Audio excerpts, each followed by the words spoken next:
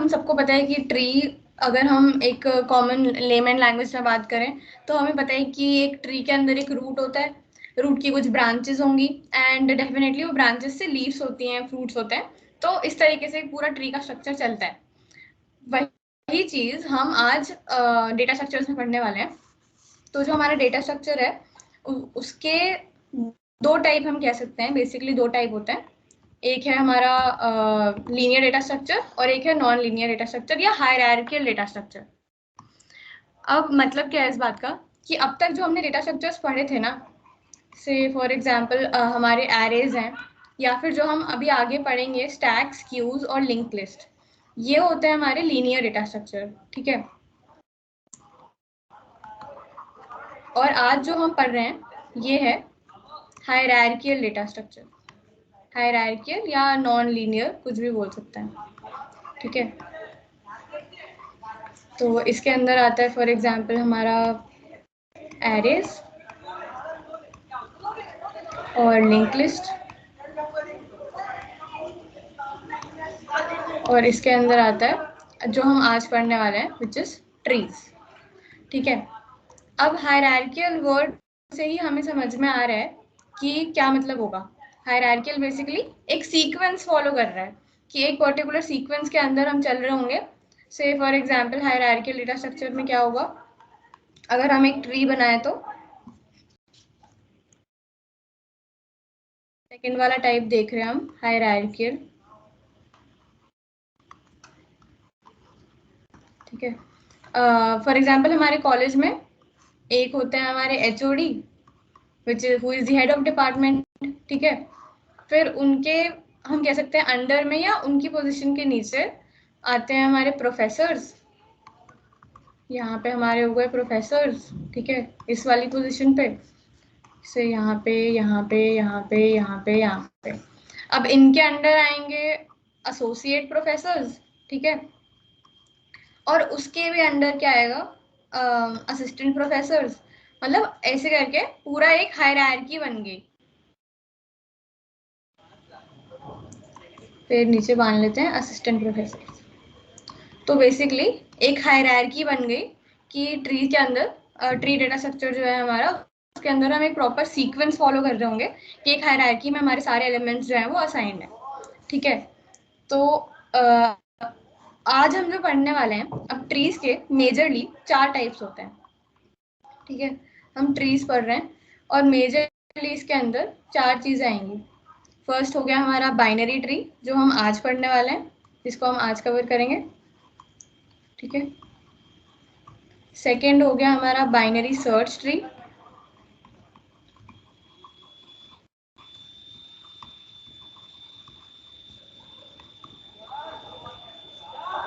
Third हो गया हमारा एवीएल ट्री। और फोर्थ होता है बी ट्री। बी ट्री थोड़ा एडवांस टॉपिक है।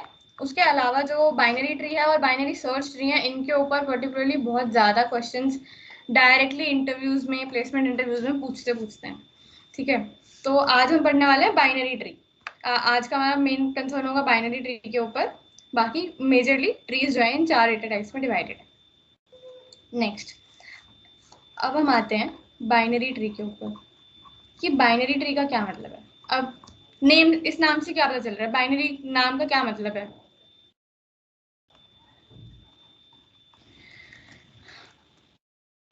बेसिकली मतलब क्या है कि जब हम बाइनरी फॉर एग्जांपल वर्ड के बारे में, सिर्फ अगर वर्ड को देखें तो इस वर्ड से हमें पता चलता है कि एक बाइनरी, अगर हमारे पास नंबर है तो उसके अंदर दो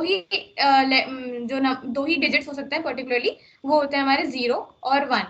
तो इसका क्या मतलब हुआ कि एट मोस्ट हमारे बाइनरी नंबर के अंदर जो दो ही डिजिट्स हो सकते हैं, यानी at most 2 digits are possible. ठीक है,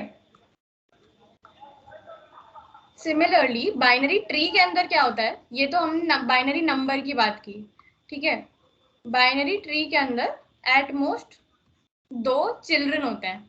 अब चिल्ड्रन का क्या मतलब है कि जैसे वो मैं भी कंप्लीट बना के दिखाती हूँ, बट बेसिक वो क्या है ट्री का कि एट मोस्ट 2 चिल्ड्रन। ठीक है, अब बाइनरी ट्री दिखती कैसे है? डेटा स्ट्रक्चर्स में जब हम बाइनरी ट्री को पढ़ रहे हैं तो क्या होगा कि एक नोड होगा हमारे पास। ठीक है, सबसे पहले एक नोड है। ठीक है, इसके अंदर मैंने बनाए 2 और नोड। अगर हमारे पास एक नोड है, ये जो हम जितने भी डॉट्स या सर्कल्स बनाएंगे ना, इनको हम बोलेंगे नोड्स। ठीक है, हर नोड के अंदर एट मोस्ट दो और नोड हो सकते हैं, उससे ज्यादा नहीं हो सकते। तो रिप्रेजेंटेशन कैसे हो सकता है? ऐसे, ये हमारी एक बाइनरी ट्री है। इसके अंदर मैंने पूरा कंप्लीट बाइनरी ट्री बना दी है, यानी सारे नोड्स इसके प्रेजेंट है। अब इसके अंदर कुछ इंपॉर्टेंट टर्म्स है जो हमें पता होनी चाहिए जब हम बाइनरी ट्री को पढ़ रहे हैं। सबसे पहला तो कि ये जो हेड होगा, यानी जो फर्स्ट नोड है जिससे स्टार्ट हो रही है हमारी ट्री, उसको हम क्या बोलते हैं? Root node. कोई डाउट? हेलो, आवाज आ रही है अभी? हाँ, आ रही है। हाँ चलो। तो मैंने बाइनरी ट्री का रिप्रेजेंटेशन बनाया है यहाँ पे। इसके अंदर एट मोस्ट 2 ही चिल्ड्रन हो सकते हैं, हर नोड के अंदर। ये जो सर्कल्स मैंने बनाए हैं, हर सर्कल को हम नोड बोलेंगे। और कुछ इंपॉर्टेंट टर्म्स जो हमें यहाँ पे पता होने चाहिए। पहला इंपॉर्टेंट टर्म तो है हमारा कि जो हेड नोड है, यानी जिससे हमारी ट्री स्टार्ट हो रही है, उसको हम बोलते हैं रूट नोड। ठीक है, नेक्स्ट क्या है? ये जो हमारे नोड्स हैं जो इसके अंडर आते हैं, इनको हम कहेंगे चाइल्ड नोड्स। ठीक है, कुछ भी इसमें मतलब बहुत ज्यादा उसमें बहुत ज्यादा साइंस नहीं है, सिंपल सी बात है। जो हमारा पेरेंट नोड होगा उसको हम कहेंगे रूट, जहां से हमारी ट्री इमर्ज हो रही है। एंड देन उसके अंदर जो होंगे वो होंगे चाइल्ड नोड्स।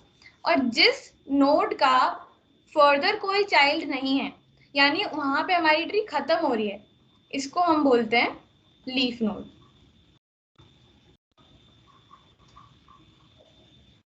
कोई डाउट?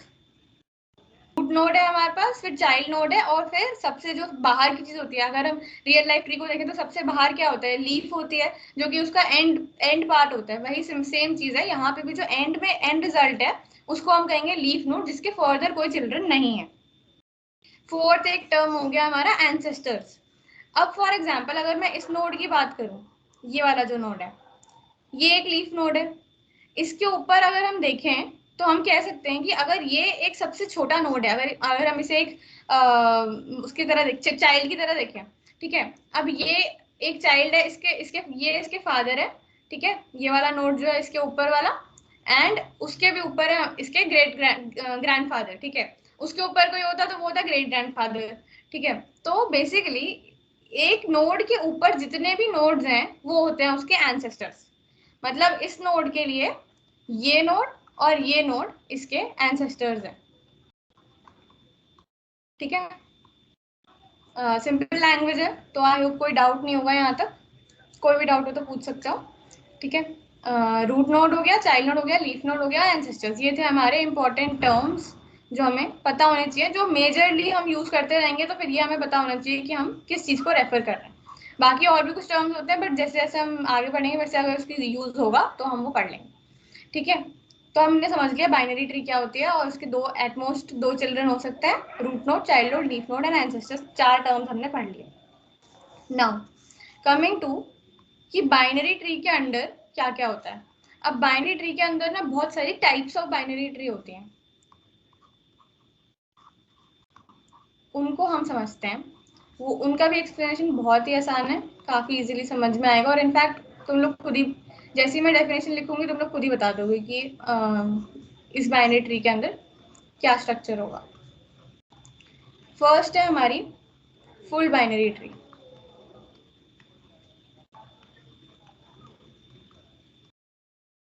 इसका क्या मतलब है कि आइदर इट हैज 0 और 2 चिल्ड्रन।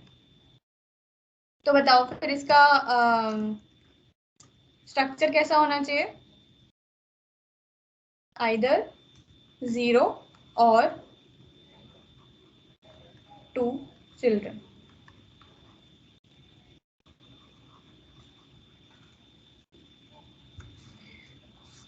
एग्जाम्पल बना लेते हैं इसका।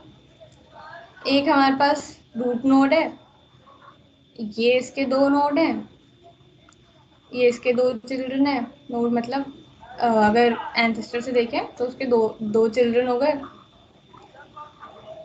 क्या ये एक फुल बाइनरी ट्री है? देखो उसका मतलब ये है कि मतलब एक डेफिनेशन की तरह लिखा है मैंने, बट मतलब वही है कि हर नोड के या तो दो चिल्ड्रन हो सकते हैं या जीरो चिल्ड्रन हो सकते हैं, मतलब दोनों कंडीशन भी हो सकती हैं, और बोथ भी लिख देते हैं साथ में। ठीक है, हाँ अब क्लियर हो गया। आइदर जीरो चिल्ड्रन या तो दो चिल्ड्रन या फिर बोथ, तो तब हम इसको कहेंगे कि एक फुल बाइनरी ट्री है। ऐसी एक और एग्जांपल बना के देखते हैं, ये तो एकदम क्लियरली समझ में आएगा। ये है कि नहीं बताओ, फुल बाइनरी ट्री। डेफिनेशन क्या कह रही है कि इट इज आइदर जीरो और टू चिल्ड्रन और बोथ, मैंने अभी वो ऐड कर दिया और बोथ। इसका मतलब क्या है कि हर नोड के या तो जीरो चिल्ड्रन हो जो यहाँ पे एग्जिस्ट कर रहा है, या तो हर नोड के दो चिल्ड्रन हो जो भी यहाँ पे एग्जिस्ट कर रहा है, या दोनों। तो इस वाली बाइनरी ट्री में दोनों कंडीशन ट्रू हो रही है ना, तो इसको हम फुल बाइनरी ट्री कह सकते हैं कि इसमें ये कंडीशन जो हमारी है, जो डेफिनेशन कंडीशन है हमारी फुल बाइनरी ट्री की, वो दोनों सेटिस्फाई हो रही हैं। तो ये भी एक फुल बाइनरी ट्री है और ये भी एक फुल बाइनरी ट्री है। वही वही मैं बना के बताती हूँ। फॉर एग्जाम्पल ये है। क्या ये एक फुल बाइनरी ट्री है? नहीं। क्यों? नहीं। क्योंकि इस नोड के दो चिल्ड्रन है। क्या इस नोड के दो या जीरो चिल्ड्रन है? इसका एक ही चाइल्ड है। उसका क्या मतलब हुआ कि हमारी डेफिनेशन यहाँ पे सेटिस्फाई नहीं हुई। तो जो हमारी कंडीशन थी आइदर जीरो और टू और बोथ, यहाँ पे वो कंडीशन सेटिस्फाई नहीं हो रही है। इसका मतलब ये एक फुल बाइनरी ट्री नहीं है। अब जो तुम्हारा क्वेश्चन था इसके नीचे और एक्सटेंड कर देते हैं, तो लो इसके नीचे और एक्सटेंड कर दिया। अब इस नोड के जीरो चिल्ड्रन है, इस नोड के जीरो चिल्ड्रन है, इस नोड के जीरो चिल्ड्रन है, इसके दो चिल्ड्रन है। तो कोई कोई भी नोड ऐसा नहीं है जिसका एक ही चाइल्ड हो। तो हमारी कंडीशन यहाँ पे फुलफिल हो रही है। अगर हम पेरेंट रूट नोड को भी देखें, तो इस रूट नोड को अगर हम देखें तो यहाँ पे इसके भी दो चिल्ड्रन है, इस नोड को देखें इसके भी दो चिल्ड्रन है। कोई भी नोड हमारी कंडीशन ब्रेक नहीं कर रहा है, इसलिए हम कहेंगे कि ये एक फुल बाइनरी ट्री है।